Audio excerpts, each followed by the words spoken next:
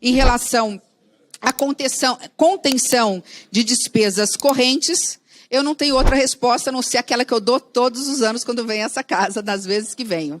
Não há como fazer contenção de despesas sem rever os gastos do governo em todas as medidas. Colocarmos a lupa, termos honestidade intelectual, né, de saber que nós já fizemos. Eu vou usar um termo que não é meu, mas eu vou usar o termo do governo, do presidente Lula, para deixar claro, com toda tranquilidade, sem nenhuma consideração aqui a quem não concorde, né? Nós já vencemos muito com andar de baixo, gente. Se a gente não tiver, colocar a mão na consciência, que nos últimos, eu vou colocar 10 anos ou 11 anos para fazer justo, porque eu estava aqui. Nós fizemos a reforma trabalhista, nós fizemos a reforma da Previdência, todas as medidas que nós fizemos sempre era pelo lado de políticas sociais. No passado se cortou até dinheiro para ciência, tecnologia, inovação, porque não se acreditava nisso. Se tirou dinheiro de farmácia popular, se tirou dinheiro de políticas sociais e nunca se conseguiu mexer com a andar de cima, a qual eu pertenço. Então, a gente tem que ter, muitos de nós pertencemos, então a gente tem que ter a seguinte mente, por justiça tributária. Se nós olharmos todos os servidores dessa casa, dificilmente alguém paga aqui menos de 22% de imposto na sua renda. E trabalham todos os dias, de manhã, de tarde, sábado, domingo, eu sei porque, mesmo quando a gente está nas nossas bases, a gente aciona os nossos servidores. Iguais a esses servidores, existem pelo Brasil afora, nos municípios, nos estados, e nós estamos na iniciativa privada. Ou seja, não precisa de muito dinheiro para pagar 22% de tudo que se ganha. Basta alguém ganhar R$4.000 por mês, um pouco mais que isso, com líquido, para ter lá todo mês descontado 22%, me corrija, porque eu nunca gravo a tabela, acabou de mudar barreirinhas em maio, então eu não sei qual é o valor. Não é justo que quem ganhe mais de 50 mil, de 60 mil, de renda, não é propriedade, não é outros tipos de benefícios temporários, não é indenização, não é nada disso. Quem tem a renda acima de 50 mil, não pague pelo menos 10.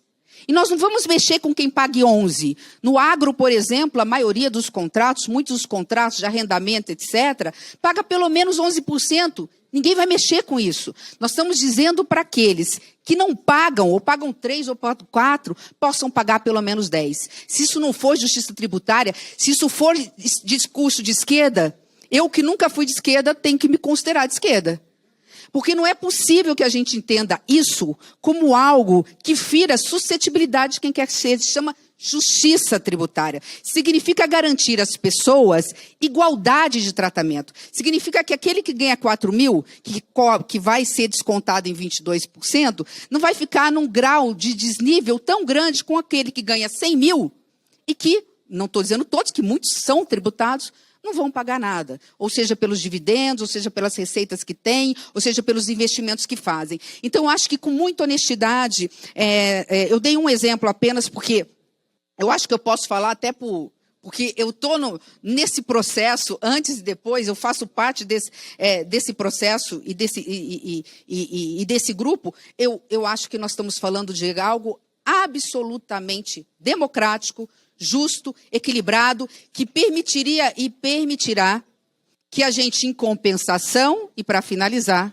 garanta a quem ganhe até 5 mil, por isso que eu dei o exemplo do 4 mil, que não pague nada como é ou como deveria ser. Antes disso, né, quais são as propostas que nós temos para conseguir aumentar a arrecadação e diminuir gastos, a contenção de despesas correntes? Bom, aumentar a arrecadação, né, com aumento de imposto, está cada vez mais complicado. Nós temos um dos países que mais se cobra impostos do mundo, embora a cobrança seja realmente injusta no que se refere à igualdade de quem paga esses impostos. É possível ainda aumentar ou cobrar impostos de quem não paga, mas sempre lembrando que quem mais paga a conta não consegue suportar mais aumento de arrecadação. Por isso foi a proposta do governo em relação ao IOF, que eu tenho certeza que agora todos vão sentar na mesa de negociação, vão conversar, vai sair através do diálogo, da concordância, do interesse coletivo, uma alternativa viável para o Brasil,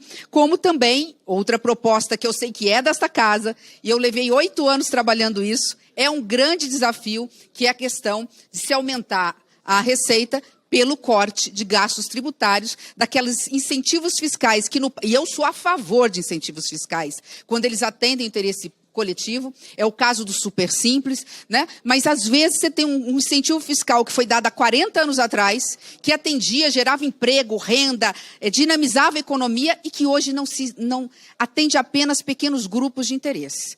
Agora, eu não queria estar na pele dos senhoras e dos senhores. Eu tentei por 8 anos, nós conseguimos, eu era presidente da CCJ, colocar na PEC uma alternativa que, na prática, ela não consegue nos atender, que era reduzir para 2% do PIB os gastos tributários, mas a forma como ficou redigida por interesses não resolve, né? E eu não quero estar na pele das senhoras e dos senhores, porque eu sei que quando se mexe com interesses, os lobbies vêm, né, fazem, aqueles grupos que conseguem fazer lobby, fazem pressão, muitas vezes mostram por A mais B que eles têm razão, outras vezes não, e a gente não consegue avançar na questão de gastos tributários. O que está na mesa, a pedido do presidente desta casa, e já aceito pela equipe econômica e pelo ministro Haddad, não se mexeria com os gastos tributários constitucionais, por exemplo, Zona Franca de Manaus, e entre outros.